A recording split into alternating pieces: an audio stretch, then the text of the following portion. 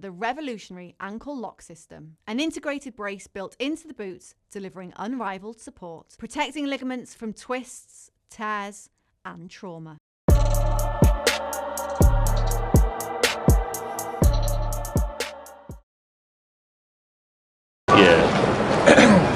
Paddy.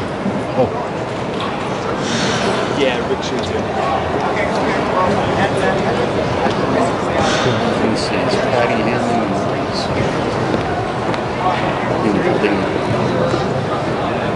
Chris, can I ask a question? Is that Haney's back. Want to give you thoughts on the fight? Testing. Absolutely. Is he speaking that mic or what is he? Yeah. The mic's live. Yeah. What is he? Can you hear me? Testing, 1, 2. I mean, did y'all like what y'all saw tonight? We loved it. Huh? Yes, sir. Yes, we did. And new. You know, thank you a lot for making all this happen for us. We believe that there's no way we could be doing it. You know, we have a vision, and that vision comes from God. And you know, Devin has been doubted. I mean, and he keeps proving you wrong. I hate to say it, but I mean, there was so many people that I hope that you stay over there because it's motivation for us. If you think that, you know, doubting us and doing it's motivation. I'm so proud of him, and that's all that I'm gonna say. Eddie, Eddie, listen, okay. And if anyone asks any questions about someone named Connor Wynn, and I say, Connor, when is he going to get a belt? When is he going to do what Devin has done? If you're going to put him in the same name, at the same time, you know what I mean? There's a lot of tremendously talented fighters that deserve a shot. Boots Ennis and Virgil Ortiz keep arguing back and forth. Boots can't get a shot. How would you jump over Boots to come to 147 when you and a family as great as we consider ours is? You know what I mean? So give the champ his well-due respect, and let's keep it, you know what I mean, in congratulatory fashion. Thank you. Hey, Devin, in the build-up to this fight, a lot of Jerry here for Fight on TV. Devin, in the build-up to this fight, a lot of the talk was about Brian Norman Jr.'s power. Did you feel that in the ring tonight? Yeah. Brian Norman, you know, I thank him for the opportunity, giving me a shot at the world title. My dad put together a great game plan, and my team put together a great game plan to, you know, handicap him and, you know, to, you know, not feel his power as much as possible. And I don't want to disrespect him or, you know, say anything bad about him because he gave me the opportunity, and I'm able to be world champion, to be the man of the division like I once was before. At 135 and 140, so you know, I want to just keep it, you know, super respectful for him and his team because they made me world champion again today. Devin, congratulations.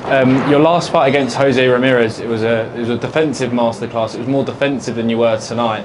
Do you think you needed kind of that win after the Ryan Garcia fight to be as dominant as you were tonight?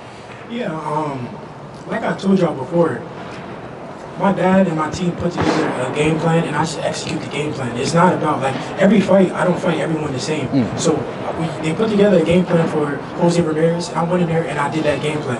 They put together a game plan for Brian Norman, and I went in there and executed that game plan. It's not about, like, nothing about the Ryan Garcia fight. I'm just following the game plan to win, and that's what I did. Congratulations. So the game plan that I needed to win tonight was the game plan that I did. It wasn't the same game plan for that they put together for the Ramirez fight. Every fighter, we fight different. I didn't fight Loma the same way that I fought Brian Norman. I didn't fight Brian Norman the same way I fought Regis. You know, I got a great team, and this is not our first rodeo. We're not new to this. This is not the first time that we've been here. So, yeah. Congratulations. First of all, congratulations. Bill, in a perfect world, if Ryan Garcia beats Barrios at 147, would that be the dream matchup for him and Devin to run it back, both with 2 belts on the line? It's no secret that, I mean, we have a rivalry with that team that goes back to the amateurs. So, You know what I mean? We have unfinished business. I would never say that he's not somebody that's on our radar. You know, but being clean and being a clean fighter, you know what I mean? We want to make sure that that's intact. And you know, I've never shied away from our bad blood with Henry Garcia and that whole team. Assalamu alaikum. MashaAllah, tabarakallah, well done, huge congratulations to you both. Obviously you reverted to Islam a little while ago. I'm really curious to find out about how Islam has changed you in terms of your character, your life, even how it has impacted on your training and your boxing. Yeah, walaikum assalam, and yeah, no, Islam has changed, you know, me and my family's life, a lot of people around me. You know, it brought a lot of structure and, you know, definitely changed my life for the better, and alhamdulillah. Well, I mean, if when they say revert back, I feel like I say, well, that means that you don't even know why you're a Muslim. Well, Allah touched me in a way that I felt it. One of my sons, he said he felt paradise in a way that he could see it, and he told him, he said, Dad, you're doing a good job. Keep spreading Islam and peace. I always think about reverting back. You know, I think I was born a Muslim because, you know, there's only one God. Devin, Joe Prophet, we're gonna catch these hands. First off, shout out to Mickey Bay, man, because he literally called what we saw tonight. You know, I was talking, me and Jay Prince was talking. Mickey came up and was like, "Hey, this guy is too damn slow. It's gonna be easy work." And I'm like, "Hey, Mickey, I don't think he's that slow." He's like, "Watch." But my question to you, Dev, is, I asked your dad this. You know, he kept yelling, "Shoulders, shoulders." He didn't tell me what that meant, so I'm gonna ask you, what did he mean when he said that? What was that part of the game? Yeah, no. First off, thank you. Yeah, my dad put together a great team of coaches, and, you know, a great team overall. But, you know, Mickey Bay is a part of the team, obviously, and you know, he got me super sharp. You know, this training camp, he got my reflex, he got my speed, you know, up, and you know, I felt a big difference from, you know, this camp to last camp, and so yeah, Vic did a hell of a job, and, you know, so it's my whole team, everybody did a great job. Now to the shoulder thing, he kept screaming it, bro. I told him we'd give it to him after it's all done. Yeah. Man, my dad is a hell of a trainer, and he don't get his credit. He really does not get his credit. I don't know why they don't give him, why y'all don't give him his credit. Not only is he, you know, a great trainer to me, but he's you know, he puts together a great team to bring the best out of me. My dad doesn't think that he knows everything. He brings in other guys to, you know, for defense, for speed, for different things to make me a better fighter. And yeah. There were also times in the fight where your dad said you can beat this guy with one hand. He obviously dropped him with the right hand, but the jab was the difference maker. Were you almost trying to prove a point, or was it just something that came?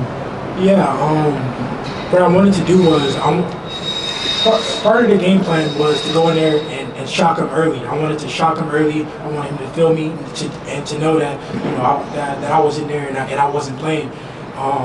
Because we generally just felt like he didn't respect me, and he was going to just go in there and try to, you know, bully me, try to violate me. And so that's why we wanted to go in there and get our respect early, and that's what we did. But, you know, I wanted to also, you know, get on him, hurt him, and then get on my jab. And I wanted to keep surprising him.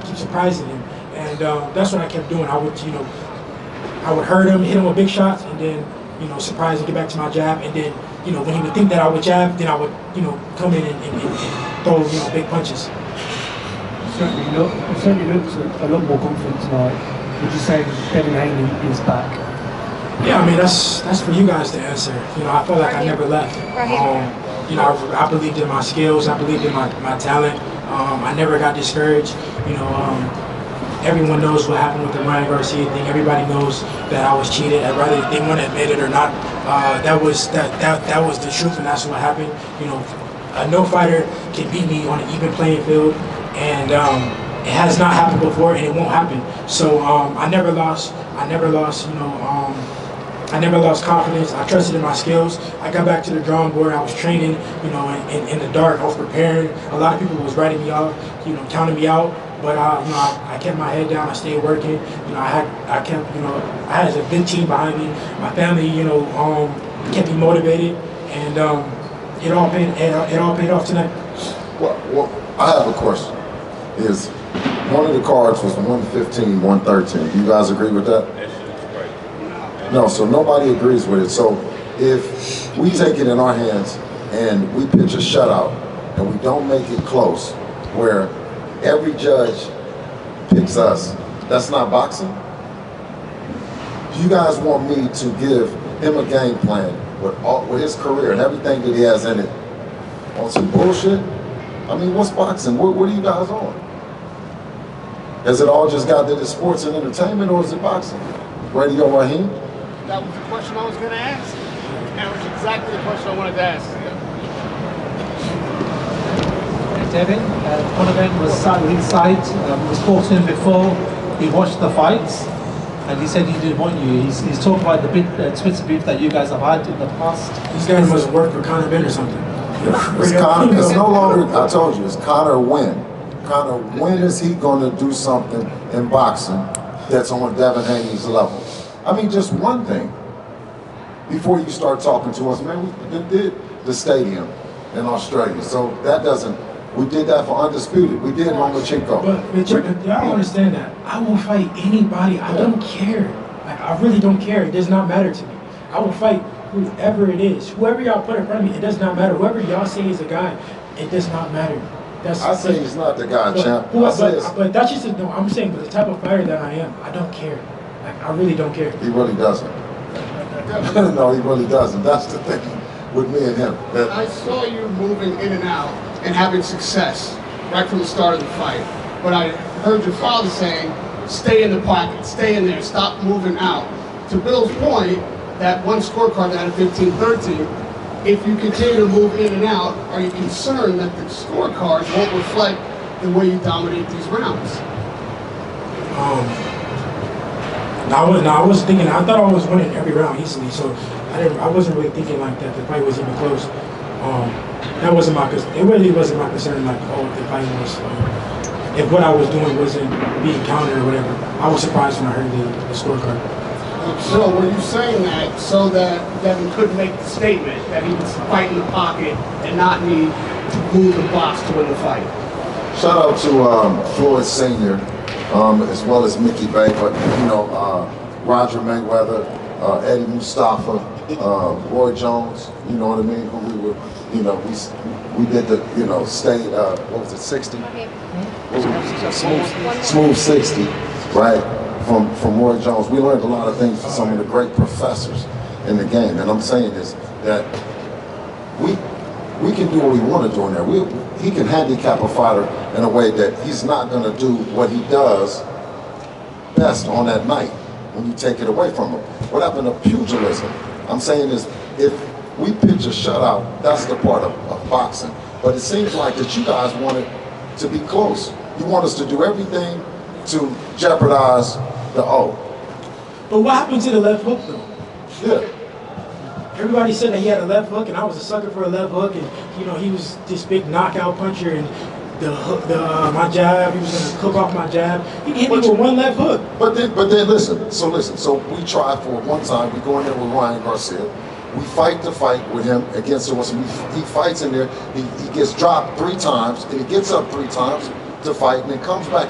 I mean, which one do you want? And then you crucify him and says he's damaged, he's this and that. Which one? What do you guys want?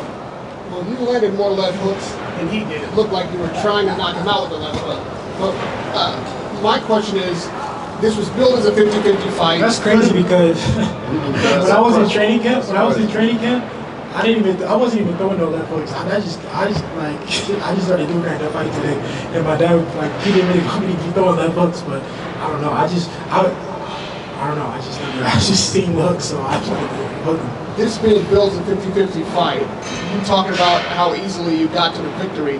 Now that it's done, with respect, what mistakes was Brian Norman making that made this fight so easy?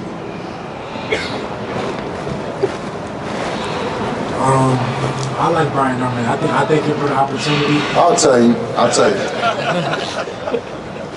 Shout out to, once again, Virgil Hunter. You know, we've spent a lot of time with professors in the game and learned this craft. They've learned it, unfortunately, in a garage. But honestly, though, and he wanted to go at me. And one thing about my son, he says that you don't give me the respect. So I come up and I get mine. I'm gonna get mine off because you disrespect me all the time. And you say, listen, he was out-coached. He showed up late.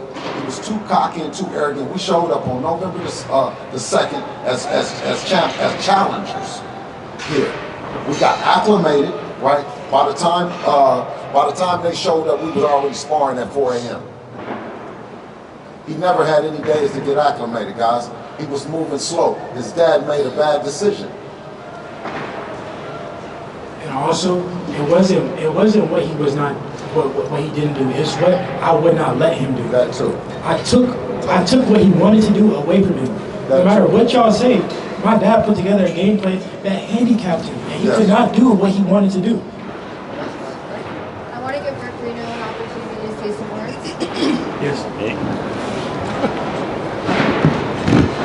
Well, I'll say this to Devin's point.